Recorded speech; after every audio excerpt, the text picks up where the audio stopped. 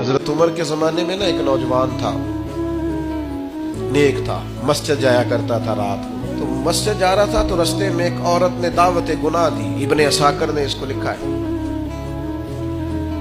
तो नौजवान था, ख्वाहिशात थी, कुछ तबीयत माइल हो गई। अभी उधर जा ही रहा था कि किसी ने आयत पढ़ दी, वाली मन खाफ मकाम रब्बी जन्नतान, जो रब के सामने खड़े होने से डरेगा अल्लाह 2 जन्नतें देगा।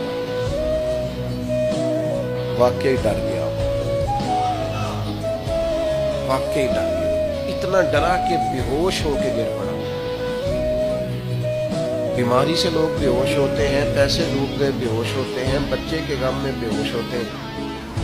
सच बताओ, कभी खौफे खुदा से भी बेहोश होता भी देखा? हमारे यहाँ तो रोजमर्रा ही नहीं है भाई। और बड़ी बातें हैं बेहोश होने की, डरने की, गश खाने की। बेहोश होके गिर पड़ा।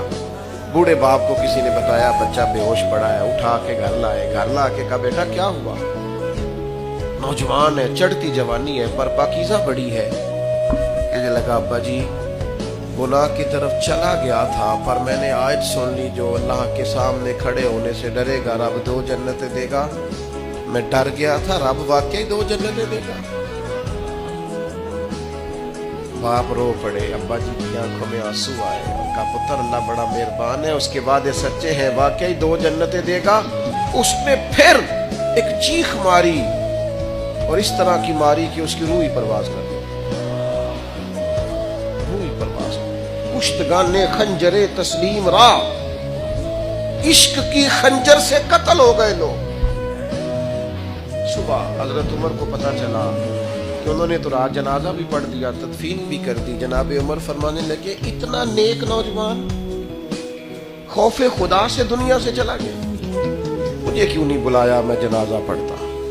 फारूक आजम फरमा रहे, मेरा शौक था, मैं उसका जनाजा पढ़ता। कहा हुजूर आपको तकलीफ नहीं थी? फरमाया बताओ कब्र कहाँ है? ते कामिल पीर उना दे बाहू कब्र जिना दी जीवे। हजरत फारूक आजम कब्र पे तशरीफ ले गए और खड़े होकर फरमाने लगे नौजवान मुझे उम्मीद है मेरे रब ने तुझे 2 जन्नतें दी होंगी। इब्ने असाकर खोल के देखो तारीख बगदाद ने क्या लिखा है। हजरत सैयदना फारूक ने फरमाया उम्मीद है 2 जन्नतें दी होंगी। कब्र के अंदर से बोला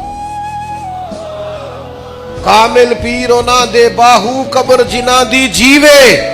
कब्र के अंदर से बोला, कहने लगा हुजूर उम्मीद वाली बात नहीं, रब के वादे सच्चे हैं, उसने वाकई मुझे 2 जन्नतें अता फरमाई। 2